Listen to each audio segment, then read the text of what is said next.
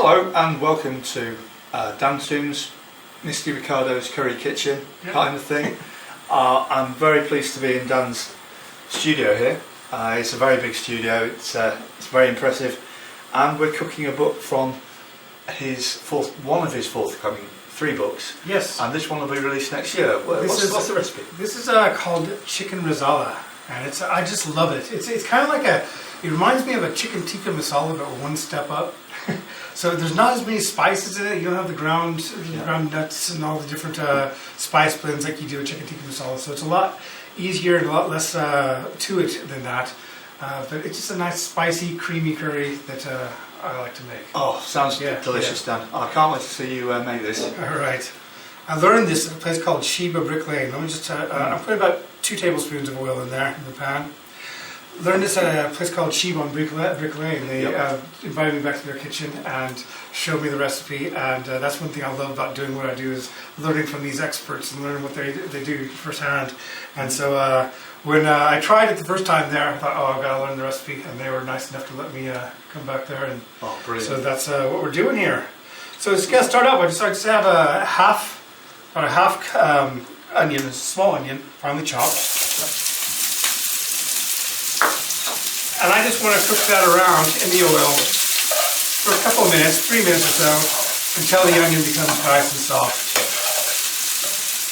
Cook out the rawness there of it.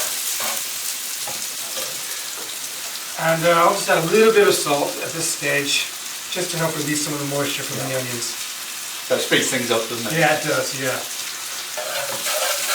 Alright, to that, I'm going to add some chilies. And so like I said, this is spicier than Chicken Tikka Masala. So I got about 3 bird's eye chilies there. I'm just going to add those into it. Nice. So this is your, you've got 3 forthcoming books, haven't you? Yes, You've got one light called Curry Light. That's coming out in March, isn't it? That's coming out in March, and this is not light, so no, it's not light. The next one. Well, indulge it. It's that time of year, isn't it? Yeah. So this is from your forthcoming book, which will be called that's the Curry Guy Bible. Yeah. So it's a new curry house style recipe that hasn't been in the other books, and so I'm looking forward to that coming out. Yeah. I'm going to put another tablespoon of garlic and ginger paste there. Give that a nice stir.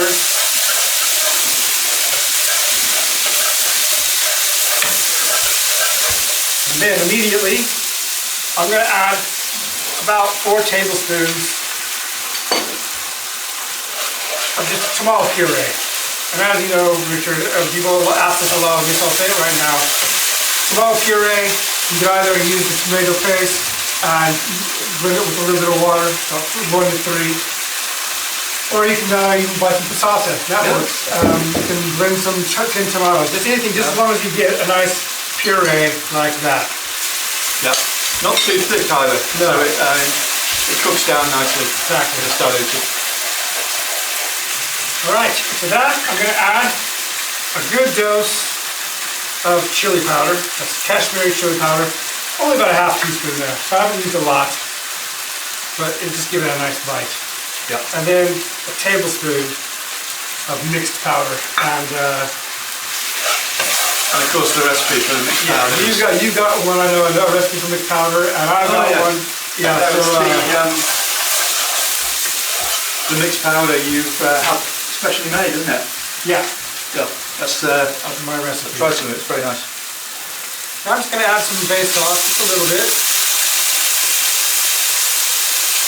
And really, this curry is almost done. Because it just needs to sit there and simmer and give it a nice stir there. You don't want to stir it too much at this stage, as you know. Just let it sit there and bubble a bit. So while it's bubbling, I'm going to add, this is just some pre-cooked chicken, which we were going to be doing in my tandoor, but things have changed, so we're going to be cook that in the oven. So you can cook it in the oven, you can also cook it, I think that's plenty. Oh, maybe we'll throw it all in. Why not? I was going to have that bit myself. Yeah.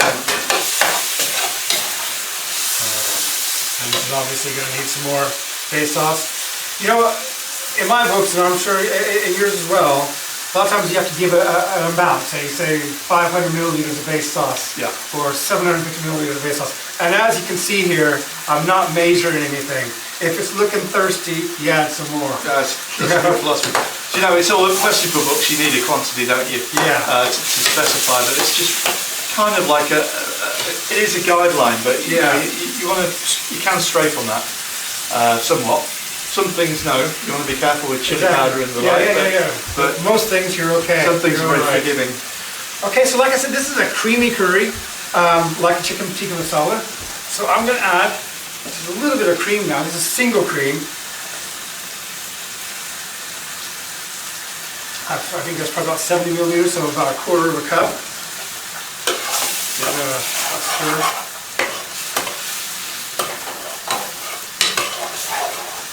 Messy. So you have some lemon juice in as well. Yeah, Nice squeeze of lemon juice. Yeah, I love that in one of these or a chicken tikka masala. Yeah, it just sort of brings out the tang, doesn't nice tang to it. Put that in. I'll put it in now. You always want to add the lemon or whatever citrus or anything like that at the end, and this is kind of the end, so I think it's okay to do it now. Otherwise, it kind of cooks out the flavor. To this, we add a nice good dose of butter. It's unsalted butter there, about a tablespoon. We'll stir that into it as well. And it gives a lovely, like a Shine, glossy yeah, sheen to it. yeah, It really makes a difference. Yeah, and we're going to add a little bit of coriander there.